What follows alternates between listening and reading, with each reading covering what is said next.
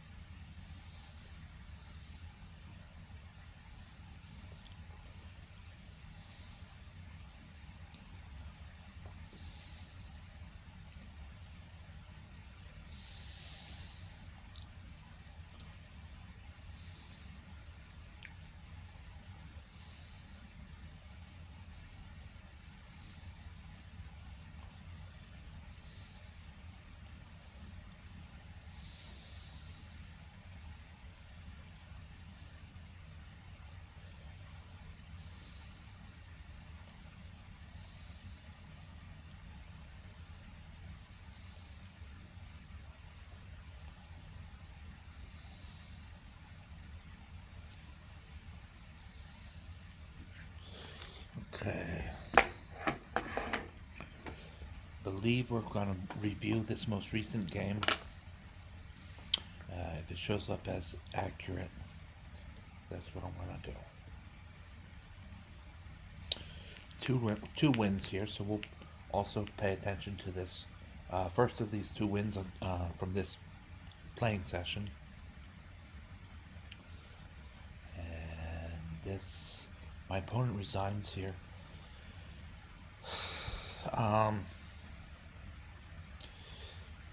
Just doesn't want to deal with the oncoming play, really. This might not be... This is not a hopeless position for black. So I'm interested to find out why my opponent resigned there. So the best evidence we have for that is the game itself. So let's go over this game move for move. There's only 16 moves until resignation, but I'm going to play out the result against the computer on its maximum level. See if I can be shaken off of a winning line or winning track. So some early moves here. I've seen this position. It's just English opening with the knights and the pawns on the c file, and white is playing very directly for center control. Knight f3, still just directly towards center. Gonna occupy the center with pawns and support those pawns with minor pieces and other pieces, and try to have as much of a control over the center as possible, which will aid in mobility and mostly mobility. Try to find a material gain from that mobility, and so on. My opponent we're still in book here after move 7. The Fiend Shadowed bishop, a knight on f6. e2 is a good way for white to make use of his light squared bishop, because notice it's a bad bishop. He's hitting at all these squares occupied by pawns of his same color. So to make use of this bishop in any kind of productive way is some kind of positional win, some kind of positional advantage of what it would otherwise have been. So e2 is good. Make the battery with the queen and bishop from d1 to h5, or in other words, from on the d1 to h5 diagonal. And then sometimes white can get attack going with h4 and then h5, and all of a sudden black is probably ill-advised to capture the pawn on h5, as white has white has 1, 2, and 3 pieces protecting the h5 square, so black will be overwhelmed. But captures kingside, deals with it, and now here my opponent played h5, and I think that's the best move. My opponent doesn't want any kind of pawn rush or pawn storm shenanigans, and h5 cuts that out completely. There's some maybe there's just a few drawbacks. If this battery comes to bear on the dark squares, then white might be able to sneak his bishop to h6, and any exchange brings white's queen inside black's pawn chain, and that's not a good long-term place for black to want the queen staring down his neck, staring down the king's neck like that. On the other hand, black might have other ways to deal with that situation than to capture. They don't have to capture on h6 there. So, for instance, just let it sit. And if white instigates the capture, then king takes g7, and the square is covered by the king. It's not the firmest of safe holds over the position as black might want, but it's a heck of a lot better than having the queen, jogging around, or not jogging around, having the queen setting up camp on h6 inside black's own pawn chain. So, but the short version, h5, great move. It does stymie my attack for a bit here. It sure does. I played queen to d2, thinking of, like I said, a queen nested on h6 at h6, and my opponent doesn't want any part of that. This is a very strong move. You see this type of move from a strong player. Knight to g4, attacking an important attacking attacking an important attacking piece of black's opponent's color. Okay, stare with me. But not only that, the h6 square is now covered twice, and this is an excellent move to put the knight on an aggressive square and also slow down white's attack. And like I said, making anything out of our light squared bishop, right? Because of it's white's bad bishop. So to make anything out of that bishop takes g4 is strong play for white. So like I said, this is a high level game. My opponent is a strong chess player. I believe myself to be too, so good for me. And then with h takes g4, Torch wants bishop takes g4. It's slightly better because it's developing a bishop in the process, and it's not clear that that's all that great for black after maybe f3. And white's not concerned about weakening these squares here. It's not an important aspect of the position. And then this bishop that just captured on g4 has to find a safe place to go. So the slight inaccuracy here with pawn takes g4. Maybe, yeah. I don't know. Slight. And here is a blunder. Bishop h6. I don't see it quite yet. This was a strong blunder. And so we're going to switch to the analysis view, and it'll tell exactly why. This is because if black plays accurately with bishop takes d4, I see now. Okay, yeah, bishop takes d4, and I'm going to capture on f8 if to keep consistent with my previous move. But then bishop takes c3, and black has picked up two minor pieces. Queen takes c3, and then either king takes f8 or queen takes f8, and white has to be the worse for the wear after those exchanges. We've lost, let's count them. We've lost bishop, knight, and knight. Black has lost rook and bishop. It's not that bad by the numbers, but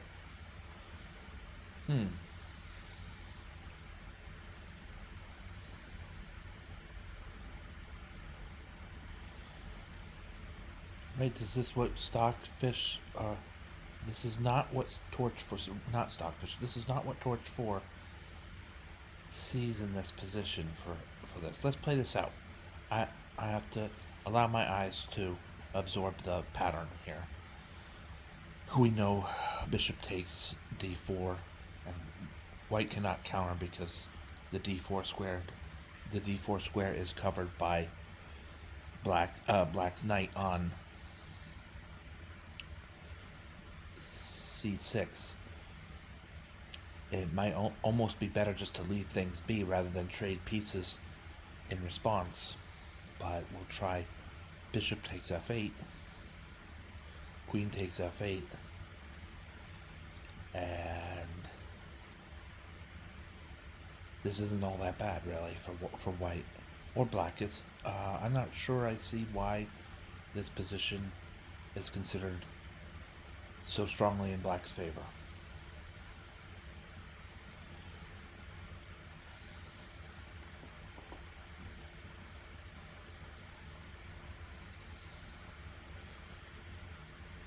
I don't see this as quite that bad for white. Something like h5 should be good.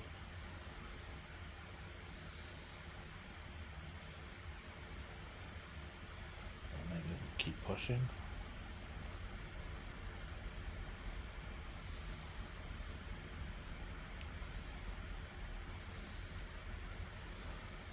And then torch 4, or calculating this position says this is in favor of black by almost rook to a pawn.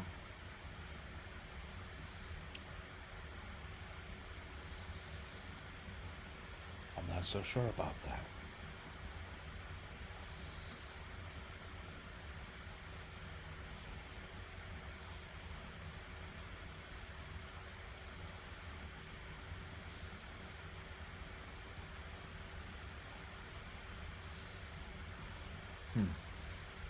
Well, for now, let's say maybe there's something dynamic in the position that I don't see.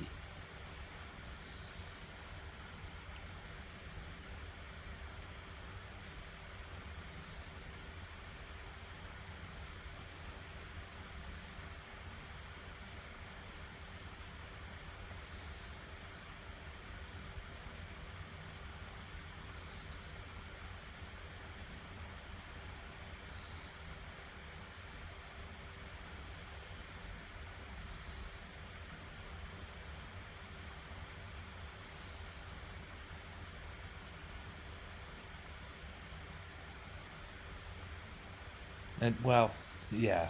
Now, okay, yeah. Now black has a 4-point material advantage, so this kind of changes the perspective on this. Uh, anyway, aside from that, notice too, in my own defense, bishop takes d4 is the only good move here for black.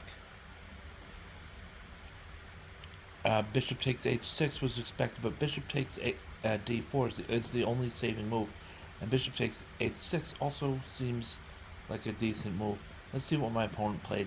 Knight takes d4, and I think white now is doing just fine after capturing on g7. King captures, that's best move. Queen captures on d4, that's best move. Materials even, but we see that white is mounting a kingside attack. And of course, all this is torches calculations notwithstanding. I have to admit, I thought I was making a great move when I played bishop h6. It just turned out not to be quite so objectively, but chessically speaking, I've never said that word out loud before. Chessically speaking, my move was at least testing the waters, challenging. We gained this nice attack by pushing the h4 pawn to h5, and then again, I thought that e6 was a lousy move here. Black should aim to cut off the queen's influence on the kingside attack by way of maybe e5. And though this creates a backward pawn, then white can attack and probably is going to win that pawn. That's a lot better than the h takes g6 move that I played. Black resigns because there's just no defense against a strong oncoming attack. I don't see the actual denouement here, if you'll excuse that, but rook to h8 check, and then king to f7.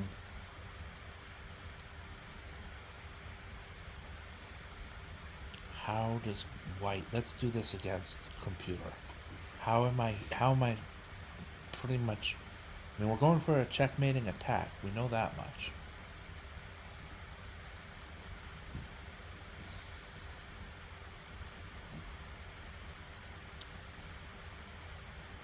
Is it the queen that moves in? Yes, here we go. Queen h8, I believe. It's a mistake that is still has white situated with a strong lead. We follow-up attack with the rook.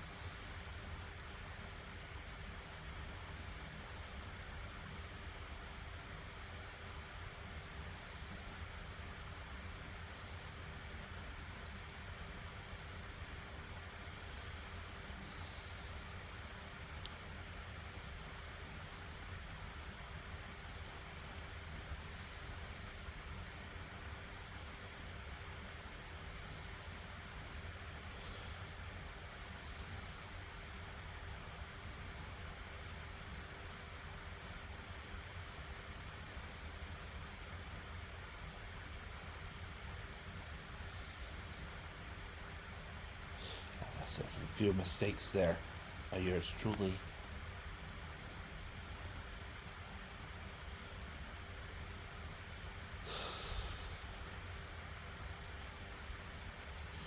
Let's make our king a very active king. Then we lose the pawn. Shucks. Alright, back to D.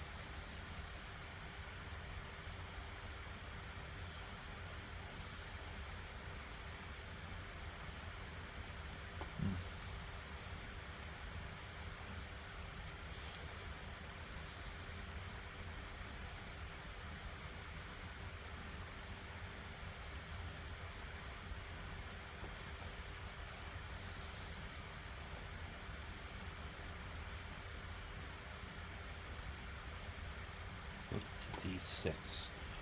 Torch says rook to D6.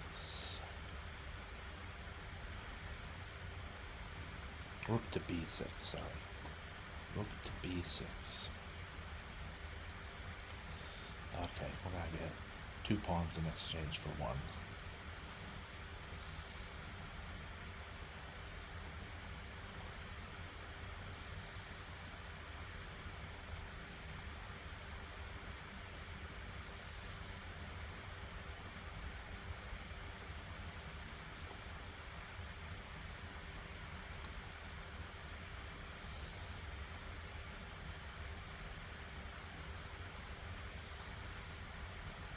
Well, anyway, we can see that white is going to win this endgame with computer best play.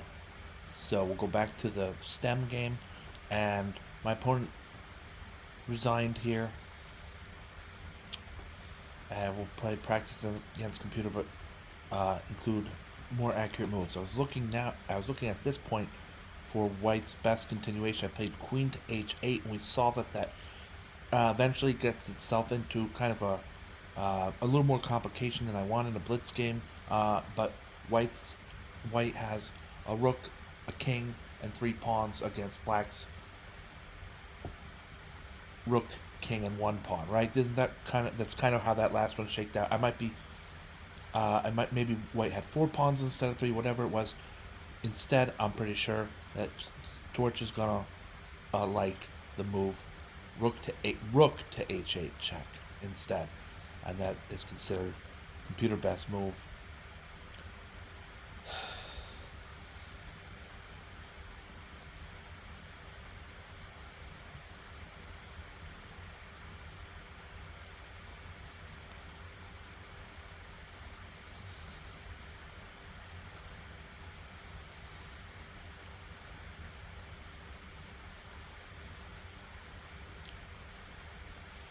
Rook takes h7, or rook to h7 check, putting the king back on the starting square, and then maybe controlling a lot of the developing squares with queen to g7. No, that's also not best, but knight b5 is instead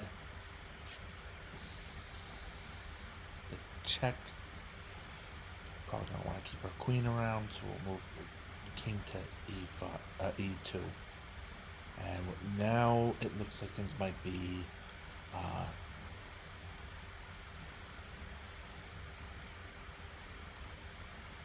sort of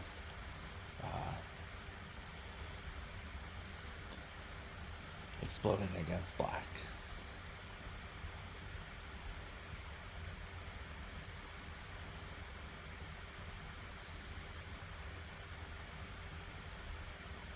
Here we go. No, that's not quite.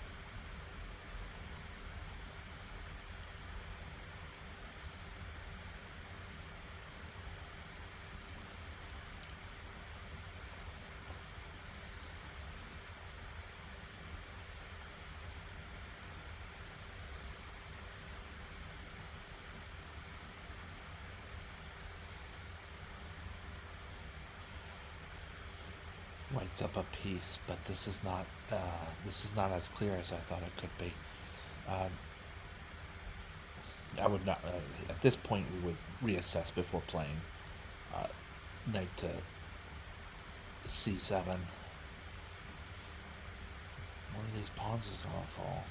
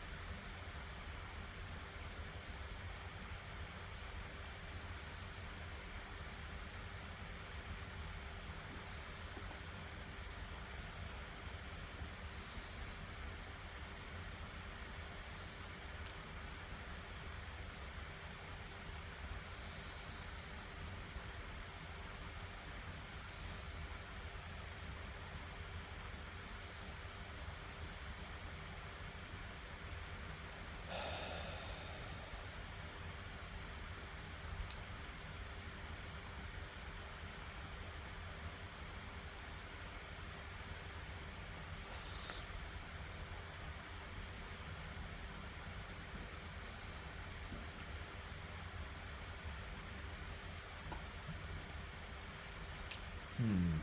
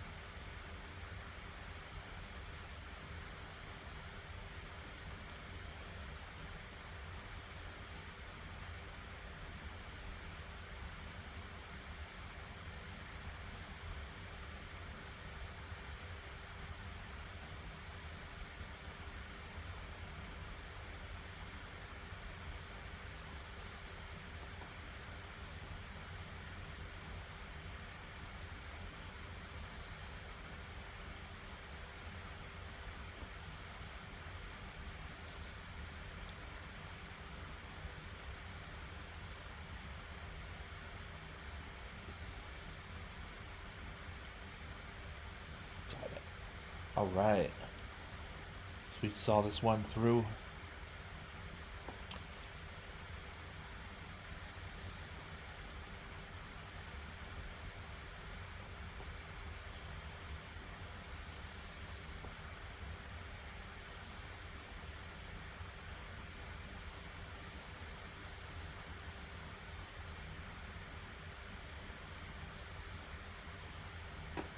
All right, George.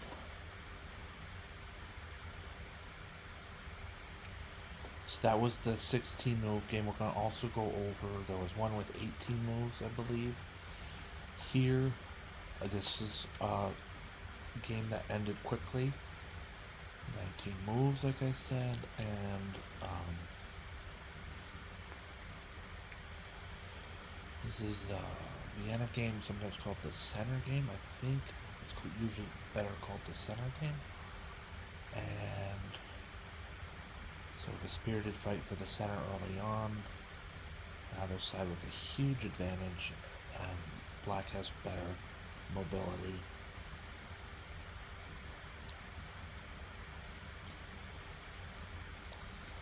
And so the game was kind of a normal game, and the difference between this game and other games, knight g5 neglects the bishop on e2. I captured with the queen. I want to know, might I have captured with the rook on e8? Rook e8 to e2. I know I could, and it's just a little bit inferior to the queen line. I think that's probably right. For starters, you capture with the queen, and the rook is operating at a distance. The queen's up here, operating close, and in conjunction with the bishop on c5. Not only that, there's a decent possibility that your opponent will trade queens, maybe to alleviate some pressure, and logically so, and that is very good for black because black has 4 points of material in advantage. So trading queens is trading material, is trading good, or is good to in a way. To trading queens is trading material, and that's a good trade for black. Now, also the rook is in a great aggressive square, on a great aggressive square, and attacking a now undefended c2. That it's going to cost white a tempo of initiative to deal with that, most likely with pawn to c3. So that's with the queen, and with the rook it's just different. So we kind of push the queen out of her starting square. My opponent finds the great square for the queen at d5.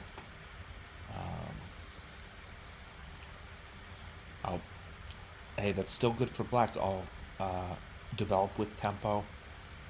My opponent didn't want that, so I'll just have many, many more active pieces on the chessboard than my opponent. I mean, this is, and with also a material advantage.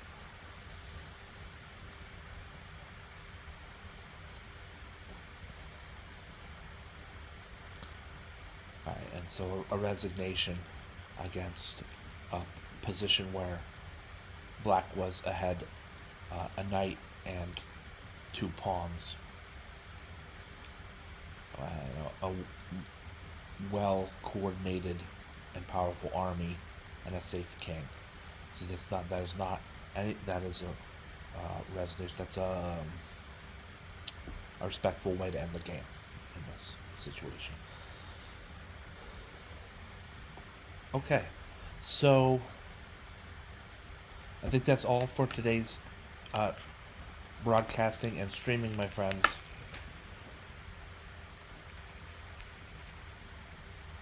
Thank you so much for watching. Thank you, Gravitrons. I'm more gravity. Have a great night.